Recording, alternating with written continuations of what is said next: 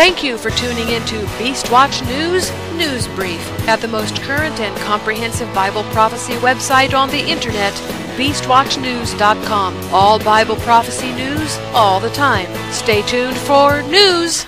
Today's scripture reading is 1 Timothy chapter 6, verses 3 to 5.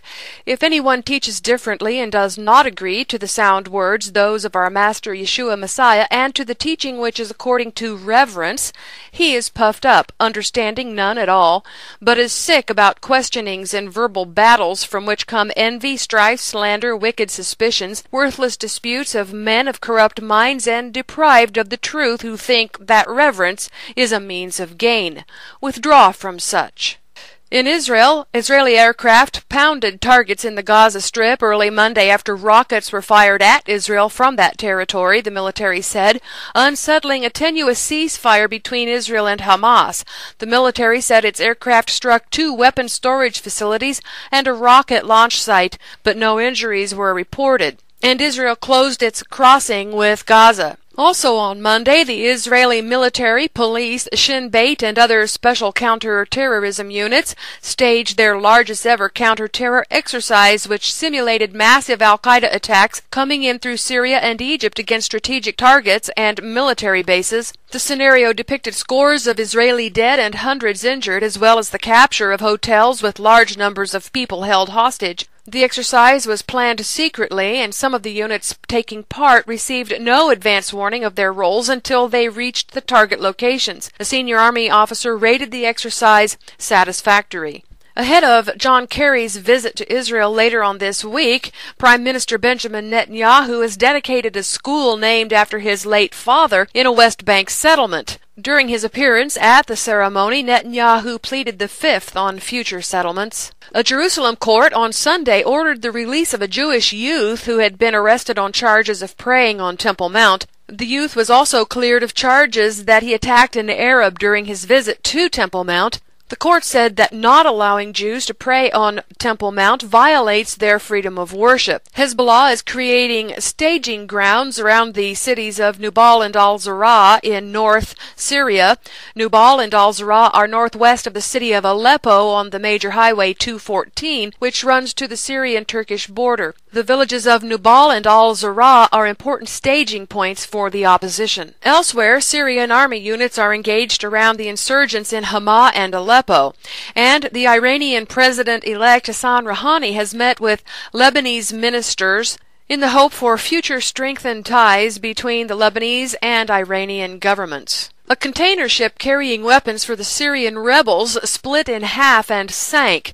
A large fleet named Mole Comfort, carrying arms for the Free Syrian Army from the U.S., crashed in the Indian Ocean as it made its way from Singapore to Jeddah. On board were 4,500 containers loaded with arms for the Syrian rebels. Other U.S. equipment arrived in Syria safely, according to sources, and Jordan has transferred heavy military vehicles to the Syrian rebels. France and Qatar have agreed to transfer military aid to the Syrian rebel chief as well. Egypt's military on Sunday gave the nation's Islamist rulers and their opponents a week to reach an understanding before the planned June 30th opposition protests aimed at forcing out the president there. The army chief, Abdel Fattah al-Sisi, finally spoke up on Sunday, saying that he would not allow the country to descend into uncontrollable conflict. Meanwhile, Egypt lurches day by day closer to what U.S. and Israeli intelligence diagnose as low-intensity civil war. Even though Obama is a blood brother of the Muslim Brotherhood, he will do what all Muslims do to each other. They will throw each other under the bus when they deem it will fit their needs. In other Egyptian news, President Morsi has warned Ethiopia that all options are open in dealing with its construction of a Nile dam that threatens to leave Egypt with a dangerous water shortage. Speaking in a live televised speech before hundreds of supporters on Monday, Morsi said Egypt was not calling for war, but it is willing to confront any threats to its water security. He said, "If it loses one drop, our blood is the alternative." Under White House news, the NSA has total access via Microsoft Windows. The NSA has backdoor access to all Windows software since the release of Windows 95, according to informed sources, a development which follows the insistence by the agency and federal law enforcement for backdoor keys to any encryption, according to a report in Joseph Farrow's G2 bulletin. Having such keys is essential for the export of any encryption allowed under U.S. export control laws to foreign users. 2 weeks ago, a U.S. security firm concluded that the second key belonged to NSA. Analysis of the driver revealed that one was labeled key, while the other was labeled NSA key, according to sources. The NSA key has apparently been built into the software by Microsoft, which Microsoft sources don't deny.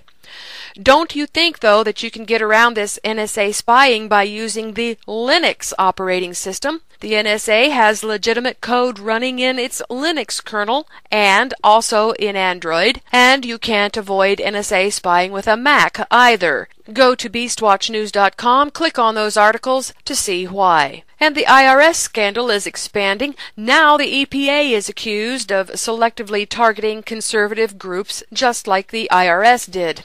As bad as it was that the IRS targeted those conservative and Tea Party groups filing for tax-exempt status, it appears now that the IRS wasn't the only federal agency doing so. According to the June 4th Fox News report, the Environmental Protection Agency, itself used by successive administrations to harass and punish Americans, was also targeting conservative groups. And now the state of Tennessee says that if you complain about water quality, you could be committing an act of terrorism. The controversial comment was made by Sherwin Smith, the Deputy Director of the Tennessee Department of Environment and Conservation's Division of Water Resources, during a May 29th meeting organized by the Tennessee State Representative Sheila Butt. This is Beastwatch News Daily Update. See these and other stories at beastwatchnews.com. Bible prophecy news every day except Shabbat.